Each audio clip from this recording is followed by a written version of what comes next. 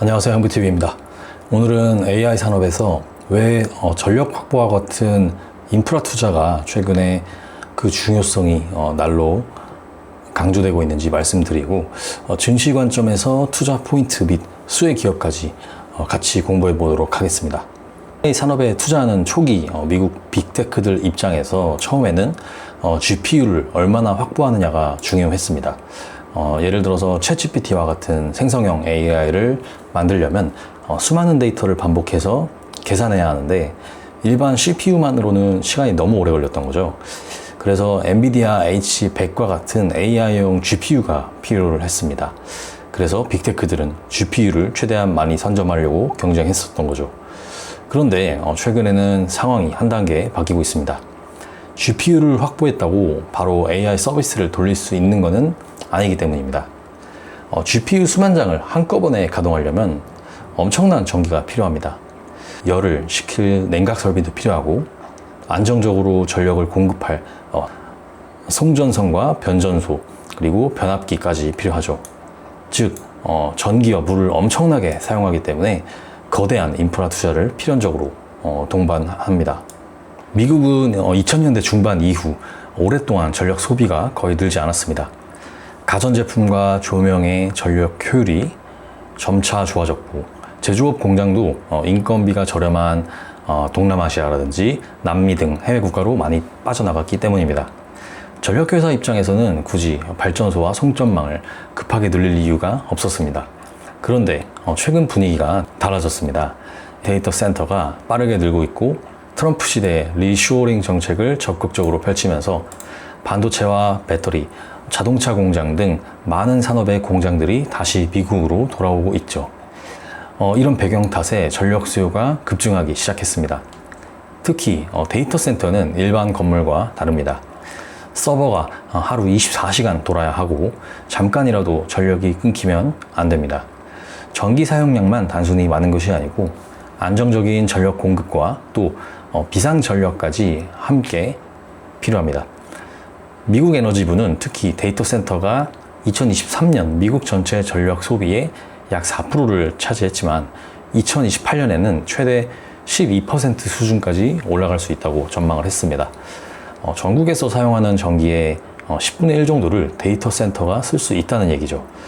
이 정도면은 AI가 전기를 조금 많이 먹는 수준이 아닙니다. 미국 전력 시장의 구조 자체를 바꾸고 있는 거죠. 그렇다면 빅테크 기업들이 실제로 투자를 지속하고 있을까요? 현재까지 공개된 투자 계획을 보면은 앞으로도 업계 선두 자리를 선점하고 경쟁사 대비 시장 장악력을 높이기 위해서 투자 확대를 지속할 것으로 보입니다. 마이크로소프트와 구글, 아마존, 메타, 오픈 AI, 엔트로픽 등 여러 기업들은 AI 서버와 데이터 센터, 네트워크 장비에 막대한 자금을 계속 투입하고 있죠. 이 기업들이 데이터 센터를 진 이유는 단순히 유행을 따라가기 위해서가 아닙니다. 클라우드와 AI 서비스를 판매하려면 먼저 서버와 전력 설비를 확보해야 되기 때문이죠. 자동차 회사와 반도체 회사 등이 자사의 제품 생산량을 늘리기 위해서 공장을 짓는 것과 비슷합니다. 빅테크 입장에서 데이터 센터는 바로 AI를 생산하는 공장이 되는 것이죠. 물론 투자를 많이 한다고 무조건 좋은 것은 아닙니다. 자본적 지출은 먼저 들어가는데 매출은 나중에 발생하는 것이기 때문이죠.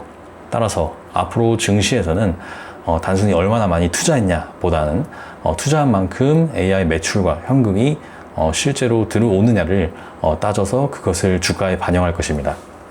그래도 현재 단계에서 빅테크가 AI 투자를 갑자기 중단할 가능성은 높지 않습니다. 앞서 말씀드렸던 것처럼 AI 시장을 선점하지 못하면 앞으로 클라우드와 검색, 광고, 그리고 기업용 소프트웨어 시장까지 경쟁사에게 모두 빼앗길 수 있기 때문이죠. 특히 미국과 중국의 AI 패권 경제까지 고려를 하면은 미국 정부도 투자를 쉽사리 멈추기는 어렵습니다. 서두에 말씀드렸던 것처럼 AI 산업에서 초기에는 GPU 확보가 관건이었습니다만 점차 전기와 물과 같은 인프라 확보가 핵심 경쟁력이 되었습니다. 미국 동부 지역을 의미하는 PJM 지역에서의 최근 PJM 전기 용량 시장 가격이 그 상한선인 325달러 메가와트 퍼 데이까지 상승한 것도 이런 공급 부족을 보여주는 대표적인 신호죠. 데이터 센터에 전력을 공급하기 위해서 변전소와 변압기, 차단기와 냉각 설비까지 설치해야 되는 것도 문제입니다. 이런 상황으로 인해서 데이터 센터를 짓는 속도보다 전력망을 늘리는 속도가 훨씬 느린 것이죠. 데이터 센터 건물은 몇 년 안에 지을 수 있지만 발전소와 송전망은 인허가부터 공사까지 훨씬 긴 시간이 걸립니다. 전력망 연결을 신청한 발전소와 ESS 같은 에너지 저장 장치도 이미 미국 전역에 대규모로 쌓여 있습니다. 또한 전력망 연결을 신청했다고 해서 바로 전기를 공급받을 수 있는 것도 아닙니다.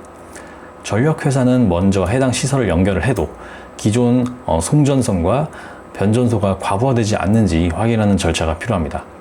전력망에 여유가 없다면 변전소와 송전선을 추가로 지어야 하고 공사비와 비용 부담 주체, 실제 전력 공급 시점까지 정해야 되는 거죠.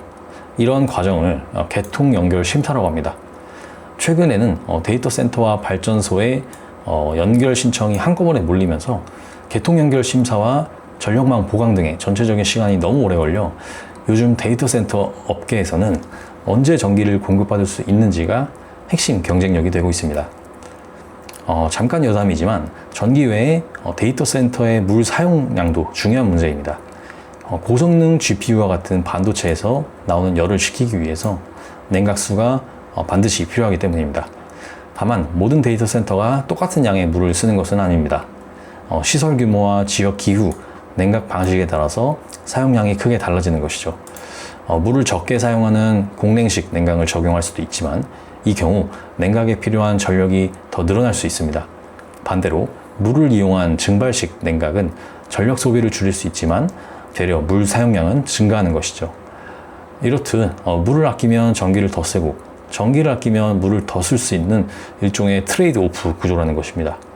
결국에 앞으로 데이터 센터의 시장 경쟁력은 전력 효율과 물 재사용 기술까지 포함해서 평가받게 될 가능성이 큽니다. 결론적으로 이제 투자 관점에서 AI 관련주를 볼 때 단순히 AI 수요가 증가한다라는 이야기만으로는 투자에 활용하기 어렵습니다. AI 데이터 센터 증가로 미국의 전력 수요가 커지고 있는 이러한 큰 흐름에서 어떤 산업과 기업들이 수혜를 받고 자금이 어느 방향으로 이동하는지 주목할 필요가 있는 것이죠. 다시 강조해드리지만 미국 전력망의 연결 속도가 수요 증가를 따라가지 못하고 있습니다.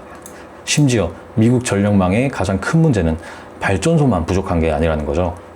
새로운 발전소와 데이터 센터를 전력망에 연결하려면 송전선과 변전소를 보강해야 되고 그 과정에서 초고압 변압기와 차단기, GIS와 같은 전력기기가 반드시 필요합니다.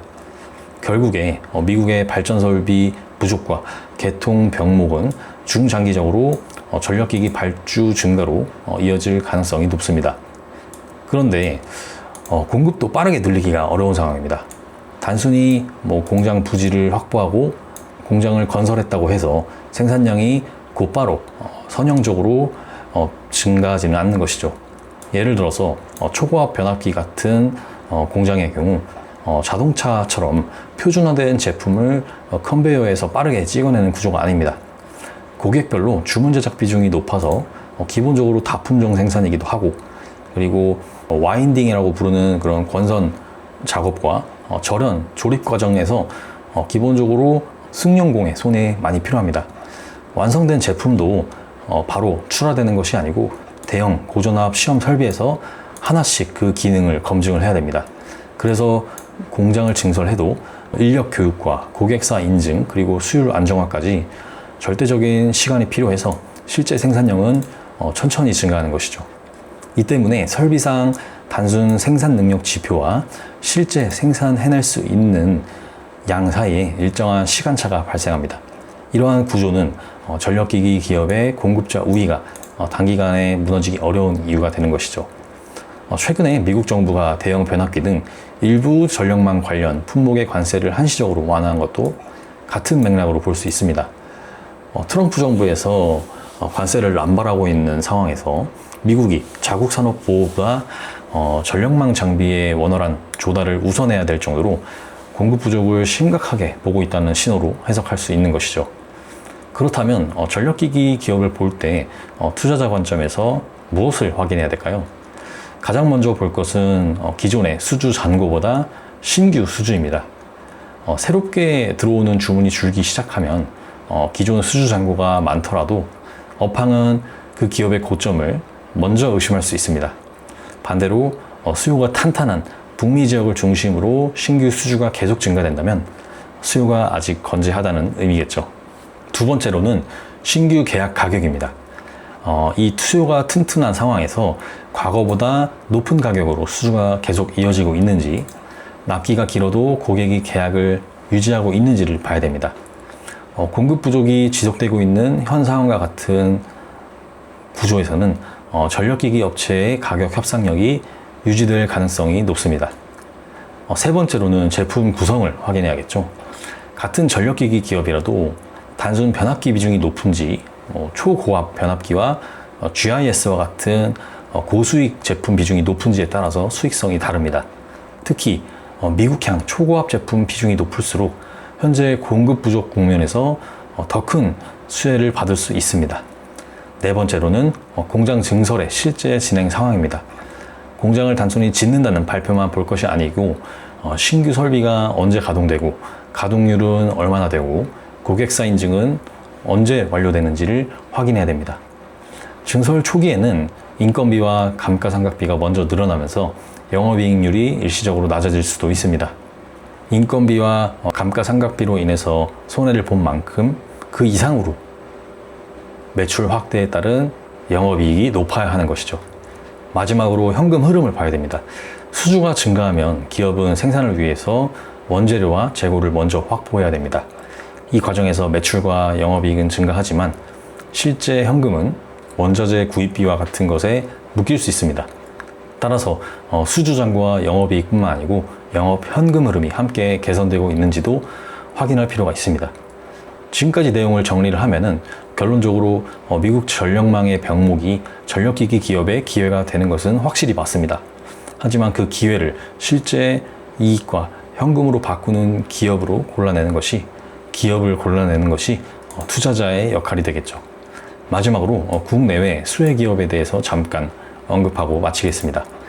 국내 수혜 기업으로는 초고압 변압기와 GIS를 생산하고 미국 현지에 생산 공장을 보유한 HD 현대 일렉트릭과 효성중공업이 대표적인 수혜 기업입니다. 또한 LS 일렉트릭은 데이터 센터 내부에 필요한 배전반과 차단기, 전력관리 시스템을 공급한다는 점에서 품목은 조금 다르지만 여전히 수혜 구조를 가지고 있죠.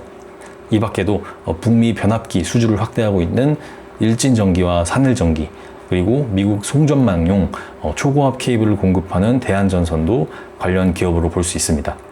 미국 증시를 한번 보면은 발전 설비와 변전소, 전력망 장비를 함께 공급하는 GE 버노바가 가장 종합적인 수혜 기업으로 알려져 있습니다.